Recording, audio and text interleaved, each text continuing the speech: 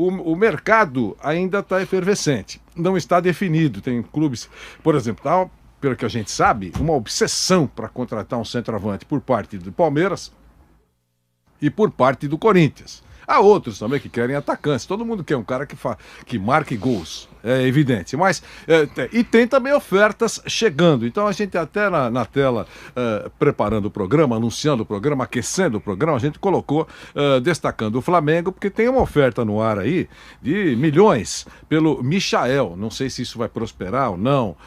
Enfim, mas é uma oferta pesada. O Flamengo não tem um cofre frágil, ele pode dar uma segurada em alguns momentos em alguns jogadores. Se isso vai acontecer ou não, a gente vai discutir aqui o que vocês pensam, se deve vender ou não. O Michael tem, acho que 26 anos, 27 anos, eu não sei, o Mauro César talvez deve ser 26, 27 anos. Se ele fizer um contrato de 3 anos, recebendo um dinheirão, eu entendo que é um grande pacote financeiro na carreira dele. Mas isso é uma outra conversa. Então, Vamp, você acha que o Flamengo vende um jogador como o Michael, que foi importante, é importante para o elenco, a oferta é boa, o que você pensa? O que eu penso é que tá na mão dele, né? Ele que vai na mão dele do Michael, do Michael, né? Certo. Porque ele termina a temporada em alta no Flamengo, né? Fazendo gol. E aí ele vai ver agora o futuro dele. Quando os árabes vêm com... E a gente tem que ver, tá 6-1, né, professor?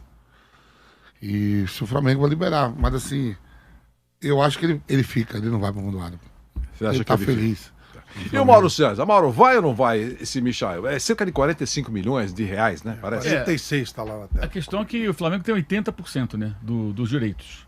Então, se forem 8 milhões de dólares, fazendo a conversão, o que caberia ao Flamengo, 6 milhões e 400 mil dólares, seria menos do que o Flamengo pagou. Né? Pagou o dinheirão. 7 milhões e meio de euros. Né? Só que de lá para cá, o real se desvalorizou muito, então, tratando em real, né? Real contra real, a proposta inicial seria inferior àquilo que o Flamengo pagou. E eles rechaçaram. Os árabes estariam dispostos, os sauditas, a apresentar um valor maior entre hoje e amanhã, enfim. Eu acho que se eles subirem mais a proposta, o negócio talvez saia. Só que eu acho que o Flamengo tem que pensar o seguinte: o jogador não valia essa grana toda que o Flamengo pagou.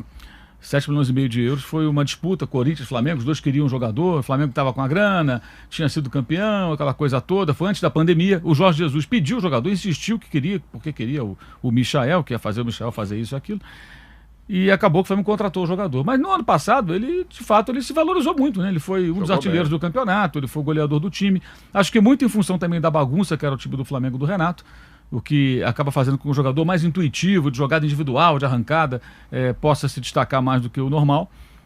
Mas claro, tem todos os méritos dele. Ele melhorou, aprendeu a voltar a marcar, acompanhar o jogador que cai pelo setor dele. Ele melhorou bastante, porque ele é um jogador que não teve base, né? Ele praticamente saiu da várzea para o profissional. E isso pesa bastante. Acho que estava até tendo uma confusão com quem tem a outra porcentagem dele. É um time menor. O Goianese, me parece. Que botou o Goiás na FIFA, que não pagou. Eles têm lá um impasse, agora o Flamengo tem 80%. O que eu entendi, pelo que eu soube, o Flamengo quer, talvez aceite se esse valor todo ficar para ele, Flamengo. Tá bom, tem 8 milhões para você, paga os 80%, os outros 20 ficam lá com os donos lá. Se isso acontecer, eu acho que o Flamengo vai acabar vendendo. Mas faz o que com esse dinheiro? Porque se o Flamengo tivesse com salário atrasado, com dificuldades financeiras, tem que vender e acabou. Agora, para vender com lucro pequeno ou sem lucro nenhum, eu não consigo entender, porque aí você perde um jogador que pode ser útil.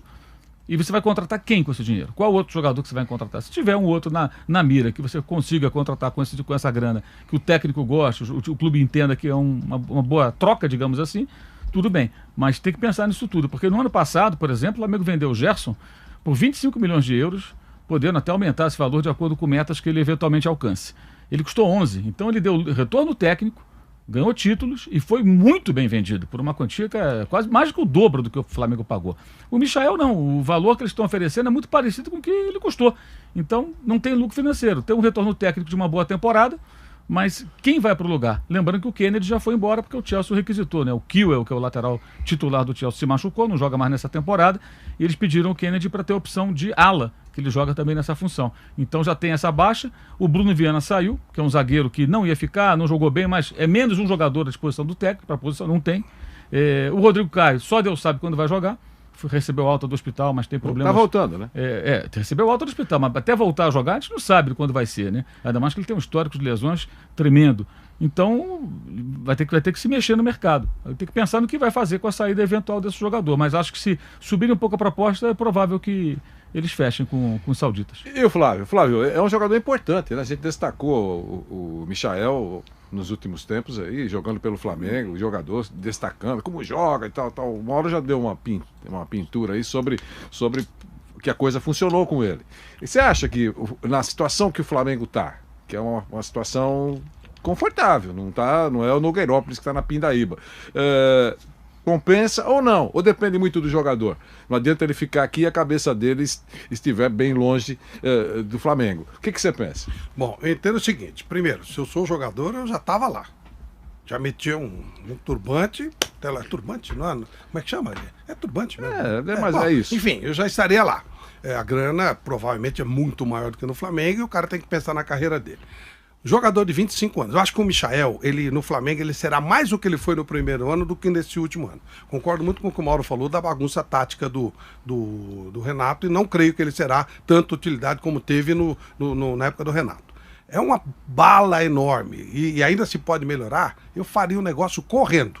Eu acho o Michael um jogador bom, jogador de lado, de velocidade e tal. Não é muito fácil encontrar um jogador assim também, mas também por esse valor, recuperar o investimento que você fez num jogador de 25 anos, 26 anos, é um grande negócio. Já aproveitou ano passado, se sou eu primeiro, como jogador, embora rápido, e se sou o Flamengo também fazia o negócio, claro, pegando um pouquinho mais, fazendo alguma coisa, né, o que puder pegar mais, ok, mas eu não seguraria esse jogador não, eu mandaria embora. E aí, só para não perder aqui, porque alguém pergunta para vocês, algum risco do Flamengo perder a Arrascaeta? Porque tem uma história aí que ele já renovou, outros dizem que ainda não renovou, o contrato iria até 2023, né, então... O Gabigol postou um negócio de fica. Um negócio enigmático e tal, mas de qualquer maneira, acho que não vai perder o Arrascaeta. Vai, Mauro. O contrato vai até o final do ano que vem, né? Só alguém pagar a multa. A multa é 60, 70 milhões de euros, uma coisa assim. Não, né? É um valor muito elevado. Eu duvido que até um clube de fora pague tanto por um jogador de 27 anos. Eu acho que não paga mais isso tudo. E é importante pro Flamengo. Só se for o árabe. Esse cara veio buscar o Michel, eu levo o Arrascaeta. É que essas multas são altas, são feitas justamente para isso, né? A multa do Dudu no Palmeiras também era uma coisa assim, antes dele ser emprestado, 70 milhões, 80 milhões, sei lá. Que era justamente para você não ficar à mercê de chegar um campeoníssimo aí e leva seu jogador por 15, 20 milhões de euros. Então você põe uma multa lá em cima para justamente se proteger do ataque do mercado internacional. O caso do Arrascaeta é que parte dos direitos dele pertence ao clube lá, o Defensor, onde ele foi revelado, empresário, aquela coisa toda. Isso no acordo quando ele foi para o Cruzeiro. O Flamengo comprou a parte do Cruzeiro. E aí, na negociação, eles estão desde a época em que o Flamengo comprou os direitos que pertenciam ao Cruzeiro, que tem um rolo até hoje do Cruzeiro com os uruguaios, né? Até hoje tem essa confusão lá para o Ronaldo resolver agora. Mas qual é o percentual, Mauro? O Flamengo tem, acho que 75%, alguma coisa assim. Bem mais. A parcela maior. Eles querem vender os 25% para o Flamengo. É normal, os uruguaios querem o quê? Transformar isso em dinheiro. Claro. Mas o Flamengo fala, peraí, a gente pode comprar, mas agora não tem interesse. Estava no meio da pandemia, no começo, começou em 2020 essa discussão. Falei, não, agora não vou comprar, perdendo receita, não tem público. Você quer que eu compre 25% do jogador que eu tenho 75%? Não vou fazer negócio. E aí ficou esse impasse. Depois começaram a avançar nas conversas no sentido de o Flamengo comprar esse percentual. Eu acho que os uruguaios estão certos também, estão tentando vender a parte deles para transformar em dinheiro, porque o jogador vai ficando mais velho. O Flamengo tem vontade de ficar com o jogador direto, para sempre, deixar ele lá jogando até o dia que ele quiser ir embora, se aposentar, sei lá o quê. Mas aí tem a questão do valor, o quanto eles querem, os uruguaios, e o quanto o Flamengo se propõe a pagar. E de que maneira também, vai pagar parcelado. É esse que é o entrave que já se arrasta há quase 2 anos. É provável que ele chegue num acordo cedo ou tarde. Eles tiveram reuniões semana passada, porque a intenção do Flamengo com relação ao Arrascaeta é fixá-lo, tê-lo e transformá-lo cada vez mais num ídolo do time, um símbolo do time, um jogador que vai ficar ali, que a torcida gosta e vai seguir jogando. E que eu acho que é legal. Mas eu falei do Dudu há pouco, eu acho que é mais ou menos o que acontece com o Dudu, que teve essa saída aí rápida e voltou.